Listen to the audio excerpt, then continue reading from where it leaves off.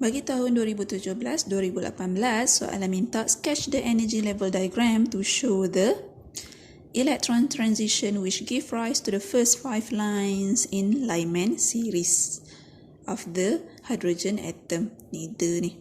Explain how hydrogen line spectrum is obtained and draw the resulting line spectrum. So, dia minta 3 benda dekat sini. 1, dia nak energy level diagram. 2, dia suruh explain. 3, dia minta line spectrum. Okey, kita buat satu-satu.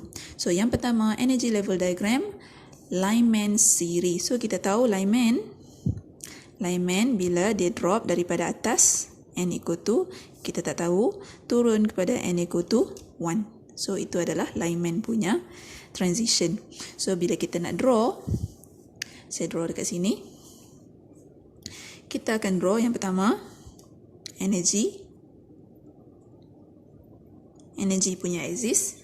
Lepas tu, since dia drop dekat n equal to 1, so dia drop dekat n equal to 1, so yang paling rendah kita akan buat drawing n equal to 1 lah.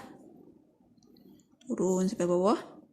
So, dia tak ada n equal to kosong tau. So, dia akan start terus n equal to 1, yang paling bawah.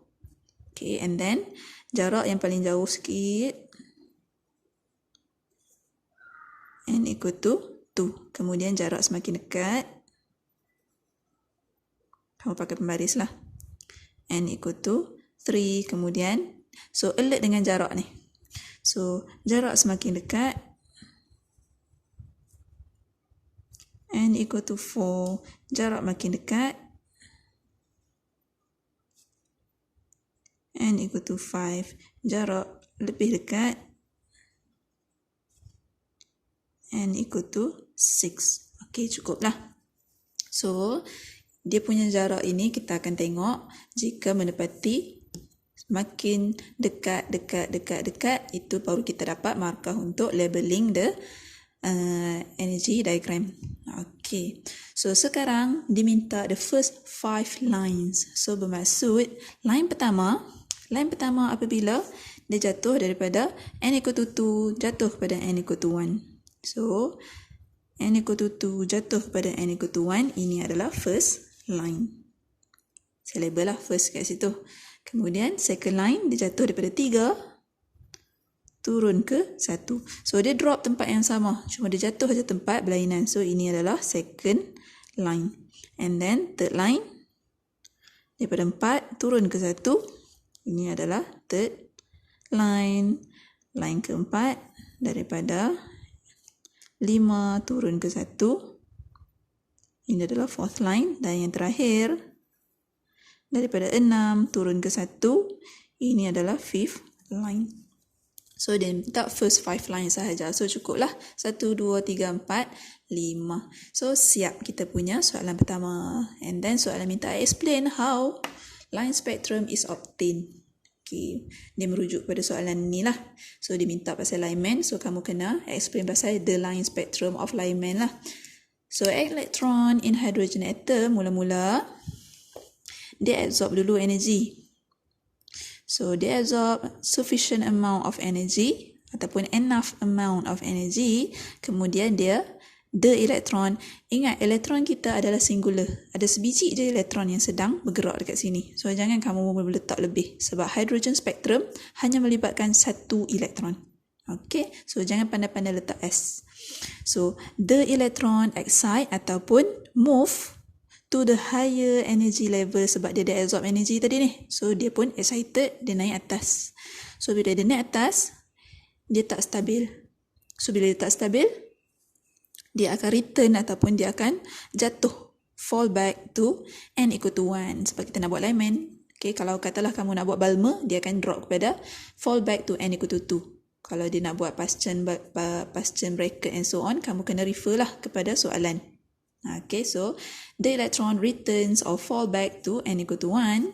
So, energy is emitted masa dia jatuh tu dalam bentuk cahaya ataupun photon ataupun radiation. So, pilih salah satu.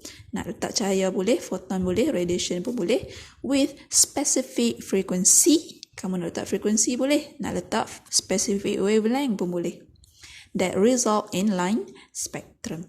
So, itulah explanation macam mana line spectrum ni boleh terbentuk. Okey, so siap yang soalan kedua. Dan yang terakhir, dia minta draw the resulting line spectrum. Ingat, ini kita panggil orbital diagram. Energy level diagram. Line spectrum, dia bentuk dia macam ni.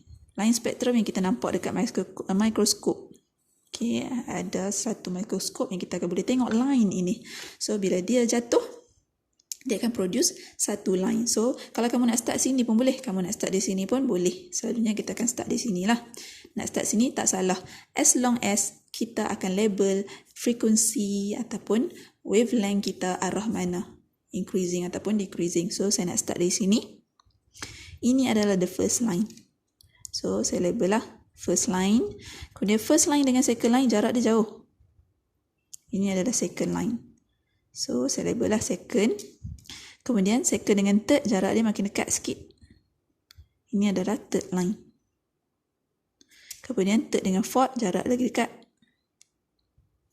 Ini fourth. Kemudian yang kelima lebih dekat. So, ini adalah fifth line. Okay, so first, second, third, fourth, fifth. Dan kita akan bergerak ke sana. So, going there, kita punya frekuensi kita.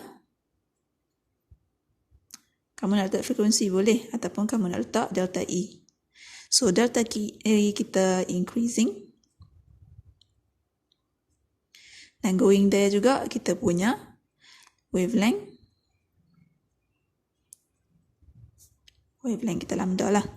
Decreasing. Ingat, delta E dengan wavelength dia adalah inversely proportional. So, decreasing. So, ke arah sana. So, siaplah kita punya line spectrum dan juga energy level diagram.